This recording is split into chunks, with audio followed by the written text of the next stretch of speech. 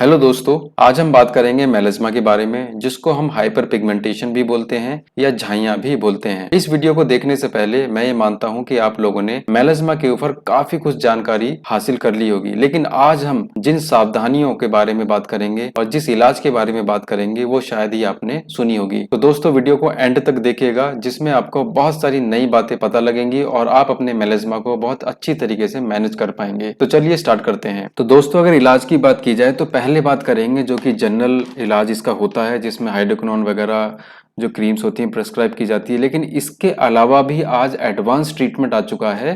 पहले जनरल देखेंगे, उसके बाद हम एडवांस ट्रीटमेंट देखेंगे, उसको देखना ना भूलिएगा। तो चलिए जानने की कोशिश करते हैं ये मेलैस्मा होता क्या है। देखिए, मेलैस्मा एक स्किन की कंडीशन होती है जिसमें ब्राउन कलर के धब्बे हमारे चेहरे पर बन जाते हैं। चेहरे पर मतलब कि चीक्स पर बन सकते हैं, गालों पर, आईब्रोज के ऊपर, नाक के ऊपर, अपर लिप्स के ऊपर, चिन पे या फोर आर्म्स के ऊपर, बैक पर भी बन जाते हैं और इस तरीके के धब्बों को ही हम मेलैस्मा बोलते हैं। इसके अलावा एक छोटे छोटे स्पॉट्स भी होते हैं जिनको हम फ्रैकल्स बोलते हैं, उनको भी हम मेलैस्मा ही बोलते हैं। हिंदी में जिसको झाइयां बोलते हैं, हाइपर पिगमेंटेशन बोलते हैं, अलग अलग नाम से इसको जाना जाता है। तो आखिर ये होता क्यों है, ये जानना बहुत ही जरूरी है। देखिए, जो हमारी स्किन होती है उसमें किसी तरीके के सेल्स का ओवर प्रोडक्शन होने लगता है। ये कौन से सेल्स होते हैं, तो उससे पहले हम ये जानेंगे कि स्किन के जो लेयर होते हैं कितने तरीके के होते हैं। देखिए, 3 तरीके के लेयर होते हैं। आउटर लेयर होता है जिसको हम एपिडर्मिस बोलते हैं, एक मिडिल लेयर होता है जिसको डर्मिस बोलते हैं, और एक इनर लेयर होता है जिसको कि हम डीपेस्ट लेयर बोलते हैं, सबक्यूटस बोलते हैं उसको। तो जो एपिडर्मिस सेल है वहां पर मेलानोसाइट्स नाम के सेल्स होते हैं जो कि मेलानिन प्रोड्यूस करते हैं, जो कि एक डार्क कलर का पिगमेंट बनाता है जिससे हमारी स्किन ब्राउन कलर की होती है। ये ऐसे क्यों बनाता है? जैसे ही हमारी स्किन के ऊपर अल्ट्रावायलेट रेज पड़ती हैं तो हमारी स्किन उसके रेस्पॉन्स में मेलानिन का प्रोडक्शन बढ़ाती है ताकि उससे हमारी स्किन को हार्म कम हो। इसलिए हमारी स्किन धूप में जाने से थोड़ी सी सांवली हो जाती है। और जिन लोगों की ज्यादा ही सांवली होने लगती है धूप में जाने से, या इस मेलानिन का प्रोडक्शन ज्यादा होने लगता है, किसी का तो नॉर्मल होता है लेकिन किसी किसी का कुछ ज्यादा ही होने लगता है, उसको हम बोलते हैं मेलैस्मा या झाइयां। तो एक तो कारण हुआ कि मेलानिन का ओवर प्रोडक्शन हो जाता है धूप में जाने से। दूसरा सबसे बड़ा कारण है हार्मोन्स की गड़बड़ी। अगर आपके हार्मोन्स डिस्टर्ब हो चुके हैं तो समझ लीजिए कि आपको हाइपर पिगमेंटेशन के या मेलैस्मा के चांसेस ज़्यादा हो जाएंगे। तो सबसे पहले तो आपको अपने हार्मोन्स के ऊपर भी ध्यान रखना है। हम आगे और बात करेंगे क्या क्या प्रिकॉशंस रखने हैं, क्या क्या टेस्ट होते हैं और कैसे पता चलेगा कि हमको कौन सा या किस वजह से ये मेलैस्मा है। तो दोस्तों, आपको घबराने की बात नहीं है अगर आप ये सोच रहे हैं कि आपको मेलैस्मा हो गया है और दुनिया में आप अलग ही हैं, क्योंकि आप ज़्यादा ही कॉन्शियस हो जाते हैं। चारों तरफ देखेंगे तो किसी के चेहरे पे धब्बे नहीं है और आपके चेहरे पे इतने धब्बे हैं। तो मैं आपको एक डेटा बताता हूँ, लगभग 15 से 50% जो प्रेग्नेंट फीमेल्स होती हैं उनको ये मेलैस्मा होता ही होता है। लगभग 50% फीमेल्स को ये मेलैस्मा होता ही होता है। प्रेगनेंसी में इसलिए होता है क्योंकि प्रेगनेंसी में एक फीमेल के हार्मोन्स काफी ऊपर नीचे हो जाते हैं और इसलिए उसको ये मेलैस्मा देखने को मिलता है। प्रेगनेंसी के बाद ये मेलैस्मा धीरे धीरे अपने आप ही गायब हो जाता है। जिन लोगों का गायब नहीं होता है उसके बारे में भी आगे बात करेंगे। दूसरा, लगभग 33% ऑफ पॉपुलेशन को ये मेलैस्मा होता है। लगभग 20 से 40 साल की उम्र के बीच में जो भी लोग हैं उनको ये मेलैस्मा होता है, और इसमें कितना पोर्शन है? 33% पोर्शन ऐसी पॉपुलेशन है। अगर मेल्स की बात करें तो सिर्फ 10% लोगों को ही होता है और 90% फीमेल्स को होता है। तो अगर आप मेल हैं और आपको ये मेलैस्मा हो गया है तो फिर आपको ज्यादा सावधानी बरतने की जरूरत है, क्योंकि सिर्फ 10% मेल्स को ही ये बीमारी लगती है। तो चलिए दोस्तों, बात करते हैं आगे इसके मेन कॉजेस और क्या क्या हैं। तो दोस्तों, अगर इसके कॉजेस की बात करें तो अगर आपने अपना कॉज जान लिया तो ये समझ लीजिए कि आपका मेलैस्मा भी ठीक हो जाएगा। तो सबसे पहला जो कॉज है मैं बता चुका हूं आपको, वो होता है हार्मोन्स की गड़बड़ी या धूप में ज्यादा जाने से। जो लोग धूप में ज्यादा काम करते हैं और डार्क स्किन के होते हैं उनको मेलैस्मा होने की टेंडेंसी ज्यादा हो जाती है। अगर आप धूप से भी बच रहे हैं, धूप में इतना नहीं गए हैं, तो हो सकता है कि आप ये सब गलतियां कर रहे हो। जैसे कि सबसे नंबर 1 पे आता है एंटी सीजर मेडिकेशंस, जो कि एंटी डिप्रेसेंट होते हैं या एंटी सीजर्स होते हैं, एंटी साइकोटिक मेडिसिन होते हैं। अगर आपने सिर की या सिर दर्द की या किसी भी तरीके की डिप्रेशन की, एंग्जाइटी की लॉन्ग टर्म तक दवाई खाई है तो हो सकता है कि आपको उसकी वजह से ये मेलैस्मा हो रहा हो। जैसे ही आप उस दवाइयों को छोड़ेंगे तो हो सकता है कि आपका मेलैस्मा ठीक हो जाए। दूसरा सबसे बड़ा कारण है कॉन्ट्रासेप्टिव मेडिसिन को लेना, मतलब कि बर्थ कंट्रोल पिल्स को लेना। जो भी औरतें, जो भी फीमेल्स अपने बच्चे की प्लानिंग करती हैं या बर्थ कंट्रोल पिल्स लेती हैं, उसकी वजह से भी हमारी बॉडी में बहुत सारी डेफिशिएंसीज होती हैं जिससे स्किन पर पैचेस बनने लगते हैं। तीसरा कारण है, अगर आपको प्रोस्टेट कैंसर है या आपने किसी भी तरीके का कोई हार्मोन थेरेपी ली है, जैसे कि ईस्ट्रोजन थेरेपी होती है, कुछ लोगों को प्रोस्टेट कैंसर हो जाता है मेल्स को, तो इस तरीके की थेरेपी वो लेते हैं, ईस्ट्रोजन थेरेपी, जिससे उनकी बॉडी में ईस्ट्रोजन का लेवल बढ़ जाता है, जो कि एक हार्मोन है। उसकी वजह से भी देखा गया है कि मेलेस्मा स्किन पे होता है। चौथा सबसे बड़ा कारण है जेनेटिक्स। अगर आपके मम्मी पापा को है तो ये वहां से आया होगा, जिसको हम जेनेटिक्स बोलते हैं।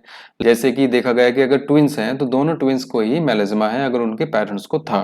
पांचवा सबसे बड़ा कारण होता है हाइपोथायरॉयडिज्म, मतलब कि अगर आपका जो थायराइड है वो अंडर एक्टिव है, बहुत अच्छे से काम नहीं कर रहा है, हो सकता है उस वजह से भी आपको मेलेस्मा हो रहा होगा। इसके अलावा अगर आप मोबाइल बहुत चलाते हैं, हो सकता है कि आपको किसी तरीके के मेकअप से एलर्जी हो रही हो, किसी तरीके के साबुन से जो आप फेस पे लगाते हैं उससे कोई एलर्जी हो रही हो, अगर आपने बहुत लंबे समय तक पेन किलर खाए हैं, एंटीबायोटिक थेरेपी ली है, आपको कोई इन्फेक्शन था, आपने एंटीबायोटिक खाए हैं, या आपने किसी तरीके का एंटीसाइकोटिक इलाज करवाया है। इसके अलावा जो एडिशन है वो होता है विटामिन B12 की कमी।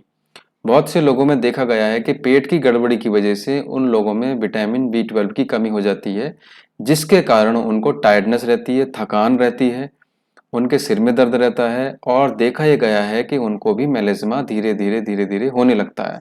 तो अगर आपको ये सब कंडीशन लगती है तो आप विटामिन B12 का टेस्ट जरूर कराएं, जो कि मार्केट में लगभग 600-700 रुपए का हो जाता है। इससे आपको पता चलेगा B12 की कमी है।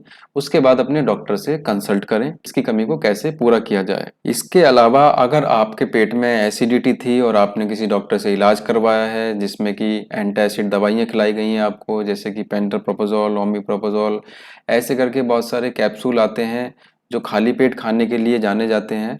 ऐसे अगर कैप्सूल आपने 3 महीने से ज़्यादा खाए हैं तो उसकी वजह से भी आपके शरीर में बहुत सारी डेफिशिएंसी हो सकती है, बहुत सारे विटामिन्स का, खासतौर से विटामिन B12 की डेफिशिएंसी हो सकती है। उसकी वजह से भी आपके स्किन पे ये मेलेस्मा हो सकता है। तो आपको ये सब भी ध्यान रखना है। अगर आपको थायराइड है तो मैं पहले ही बता चुका हूँ कि उसका टेस्ट जरूर कराएं, विटामिन B12 का टेस्ट कराएं, विटामिन D के टेस्ट कराएं, विटामिन D की कमी से भी मेलेस्मा होता है। और अगर आपने कोई थेरेपी ली है किसी तरीके की, या आप में किसी तरीके का स्ट्रेस लेने की ज़्यादा टेंडेंसी है, तो भी आपके हार्मोन्स डिसबैलेंस हो सकते हैं। तो आपको स्ट्रेस कम लेना है। हो सकता है कि कोई भी कमी ना निकले आपके अंदर, सिर्फ और सिर्फ स्ट्रेस की वजह से आपके हार्मोन्स डिस्टर्ब हुए हों, जिसकी वजह से आपको मेलेस्मा हो रहा हो। तो आपको अपने स्ट्रेस के ऊपर भी बहुत ज़्यादा वर्क करना है। यही कारण है, इन्हीं वजह से मेलेस्मा होता है, और कोई ऐसा जादुई कारण नहीं है। जेनेटिक है, उसका भी इलाज हो सकता है, और इन सारी चीज़ों में अगर आप प्रिकॉशन लेंगे तो भी आपके मेलेस्मा का मैनेजमेंट या इलाज अच्छी तरीके से हो सकता है। तो देखते हैं क्या क्या इलाज है और हम इलाज में क्या क्या गलतियां करते हैं। तो दोस्तों, अगर इलाज की बात की जाए तो पहले बात करेंगे जो कि जनरल इलाज इसका होता है, जिसमें हाइड्रोक्विनोन वगैरह जो क्रीम्स होती हैं प्रेस्क्राइब की जाती है। लेकिन इसके अलावा भी आज एडवांस ट्रीटमेंट आ चुका है। पहले जनरल देखेंगे, उसके बाद हम एडवांस ट्रीटमेंट देखेंगे, उसको देखना ना भूलिएगा आप लोग। देखिए, अगर ट्रीटमेंट की बात करें तो सबसे पहला ट्रीटमेंट है सन से प्रोटेक्शन। अगर आपको सन से प्रोटेक्शन चाहिए तो आपको कम से कम SPF 30 की सनस्क्रीन लगानी पड़ेगी, जिसके अंदर zinc oxide, titanium dioxide, iron oxide नाम के केमिकल होने चाहिए। इसके लिए मैं आपको एक बहुत ही अच्छी सनस्क्रीन सजेस्ट करना चाहूंगा, जिसका नाम है ला शील्ड। ला शील्ड लगभग 700-800 रुपए की आती है और 3 महीने तक चल जाती है। तो कोई ज़्यादा बड़ा खर्चा भी नहीं है, वन टाइम इन्वेस्टमेंट है। लेकिन ये आपकी स्किन के अंदर बहुत ही ईजिली जो है अब्जॉर्ब हो जाती है और आपकी स्किन को बहुत अच्छा प्रोडक्शन देती है। ग्लेनमार्क कंपनी की है, जो कि बहुत ही रेप्यूटेड ब्रांड है। तो आप इधर उधर की सनस्क्रीन में पैसे खर्च ना करें, ला शील्ड को लगाएं, जो कि आपको बहुत अच्छा प्रोडक्शन देगी। दूसरा जो इसका इलाज शुरू होता है वो होता है हाइड्रोक्विनोन से। जब भी आप डॉक्टर के पास जाएंगे तो वो आपको एक क्रीम सजेस्ट करेंगे, इसमें हाइड्रोक्विनोन होता है। हाइड्रोक्विनोन 2% से लेके 10% तक आता है। हाइड्रोक्विनोन लगभग 1 से 2 महीने या 3 महीने ही लगाना चाहिए। बहुत से लोग ये गलती करते हैं कि हाइड्रोक्विनोन को 3 महीने से ज़्यादा लगाने लगते हैं, जिससे उनकी स्किन बहुत ज़्यादा डैमेज हो जाती है। तो आपको ये सावधानियां ज़रूर लेनी है कि उस क्रीम को आपको ज़्यादा नहीं लगाना है। जैसे आपके डॉक्टर बताए आपको वैसे ही काम करना है। कुछ लोग ये भी गलतियां करते हैं कि मेडिकल पे से जाके हाइड्रोक्विनोन वाली वो क्रीम लेके आ जाते हैं, जिसके अंदर स्टेरॉइड होते हैं, और वो पहले से ही स्टेरॉइड वगैरह की क्रीम लगा के अपनी स्किन को और खराब कर लेते हैं। हाँ, उनसे इलाज बहुत अच्छा होता है। स्टार्टिंग में आपके जो पैचेस हैं वो काफी तेजी से डिक्रीज होते हैं, काफी तेजी से फेड होते हैं, लेकिन वो उसी तेजी से रिलैप्स भी करते हैं, बहुत तेजी से वापस भी आते हैं। और फिर जो जनरल मेडिसिन हैं, जो कॉमन मेडिसिन हैं, उनको ठीक नहीं कर पाती हैं। इसलिए आपको ये गलती नहीं करनी है, हाइड्रोक्विनोन वाली दवाइयों को मेडिकल से खरीद के नहीं लगाना है, डॉक्टर के प्रिस्क्रिप्शन से ही उनको लगाना है और 3 महीने से ज्यादा नहीं लगाना है। उसके बाद अगर आपकी स्किन हाइड्रोक्विनोन से रेस्पॉन्स नहीं देती है, सही नहीं होती है, तो फिर सेकंड लाइन ऑफ ट्रीटमेंट चलता है। इसमें हाइड्रोक्विनोन के साथ और 2 केमिकल्स आ जाते हैं, जैसे कि ट्रेटिनोइन और कोई माइल्ड कॉर्टिकोस्टेरॉइड आपको दे देंगे उसमें। तो 3 का कॉम्बिनेशन आता है। ये भी डॉक्टर की परमिशन के बिना नहीं लगाने चाहिए, क्योंकि डॉक्टर ही बताएगा कि कितने टाइम तक लगाने चाहिए।